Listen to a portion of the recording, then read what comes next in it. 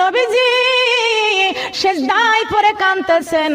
আমার আল্লাহ পাক রব্বুল আলামিন আমার নবীজির চোখের পানি সইতে পারেন না, আমার নবীজির কান্না আমার আল্লাহ সহ্য করতে পারেন না। আল্লাহ বলেছেন, জিবরাইল রে, ও জিবরাইল, এই দেখো আমার বান্দা, আমার বন্ধু উম্মতি উম্মতি বলে কান্দে, আর আমি এই মশকুটাটা রেখে দিয়েছি। ও জিবরাইল, এই মশকুটাটা নিয়ে যাই আমার বন্ধুর কাছে পৌঁছায়া দাও। জিবরাইল আলাইহিস সালাম মশকুটাটা নিয়ে আমার নবীজির কাছে মাথার কাছে দাঁড়াইয়া কান্দে আর বলে, ওগো নবীজি, আপনি আর কাঁদবেন না, আপনার চোখের পানি আল্লাহ সহ্য করতে পারে না।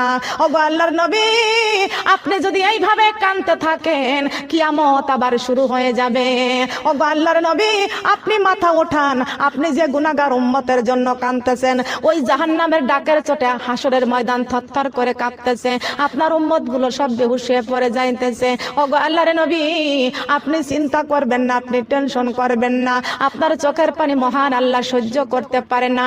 আপনি সিজদা উঠান, আপনার উম্মতের জাহান্নাম থেকে ফয়সালা দেওয়ার জন্য হাসরের মাঠে আপনার উম্মতের জন্য পুরস্কার দিয়েছেন আমার আল্লাহ।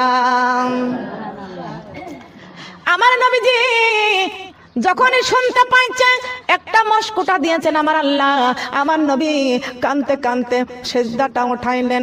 নবীজির চোখের পানি, দাড়ি মোবারক ভিজে যায়, বুক ভিজে যায়।